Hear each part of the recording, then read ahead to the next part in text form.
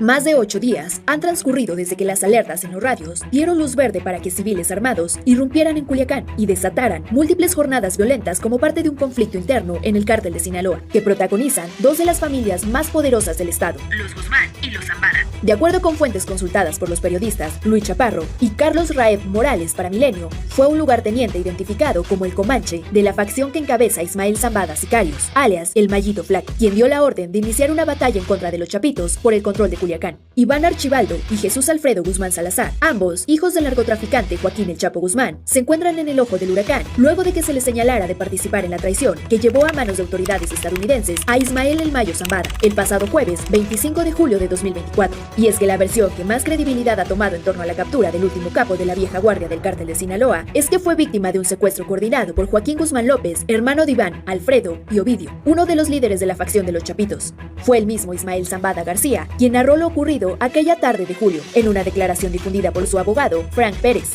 No obstante, el cofundador del cártel de Sinaloa hizo un llamado a mantener la paz.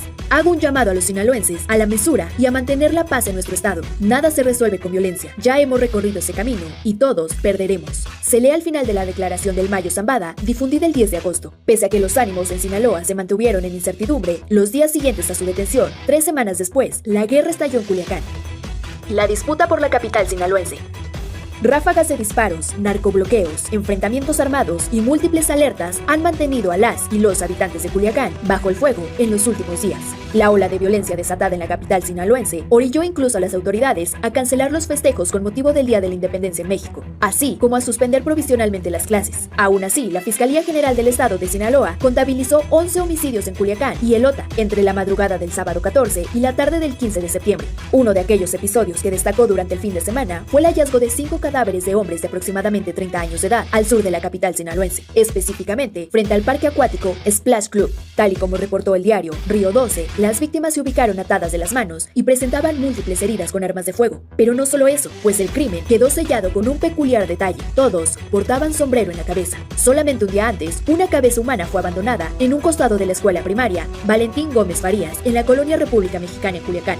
Según reportan, el hallazgo podría estar relacionado con un cuerpo decapitado y esposado que fue encontrado junto al concurrido Parque 87 en la capital sinaloense. Aunque la brutalidad del hallazgo por sí misma generó temor entre la ciudadanía, fueron las condiciones en las que se encontró la cabeza las que nuevamente llamaron la atención, pues fue colocada dentro de una caja de pizza que aún contenía algunas rebanadas. Ni en el caso de los 5 cuerpos con sombrero apilados al sur de Culiacán, ni en el de la cabeza en la caja de pizza, fueron colocados narcocomandas o mensajes atribuidos a grupos delictivos. Sin embargo, los símbolos expuestos en la escena del crimen marcan la pauta para entender el conflicto en la entidad, además de sugerir un cambio dentro del discurso en la violencia contemporánea de México. Sombreros y pizzas, las nuevas narcopintas.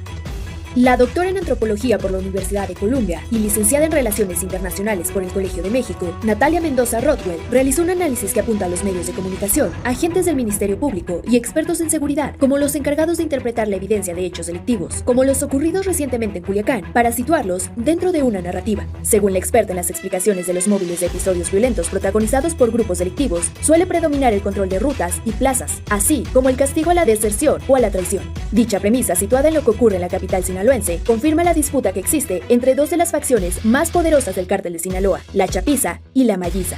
Si bien ninguna de las dos decisiones se ha adjudicado textualmente a los crímenes, son los elementos abandonados en la escena del crimen los que dan cuenta de su supuesto involucramiento en los hechos. Por un lado se encuentra Ismael Zambada Sicarios, quien al heredar el imperio criminal de su padre, encabeza diversas células delictivas y brazos armados que han adoptado uno de los alias del cofundador del cártel de Sinaloa para identificarse, el señor del sombrero. En contraparte, los hijos de Joaquín El Chapo Guzmán acogieron las pizzas como símbolo de su facción, derivado del juego de palabras con las que suelen autodenominarse, pues si bien son conocidos también como los Chapitos o los menores, sus subordinados se asumen como parte de la Chapiza. Dichos precedentes resultan suficientes para señalar que tanto los Chapitos como el Mallito Flaco han desatado una narcoguerra en la capital sinaloense, en la que las controversiales narcopintas han sido desplazadas por símbolos que dicen aún más que las propias palabras. Con las nuevas generaciones del narcotráfico, también comienzan a cambiar el discurso de la violencia en México, que se estructuró en 2006 cuando miembros de organizaciones delictivas comenzaron a intervenir directamente en los espacios públicos, regionales y nacionales, con mantas atadas a cadáveres, llamadas telefónicas telefónicas a medios de comunicación, entrevistas, videos, comentarios en foros de internet o confesiones anónimas.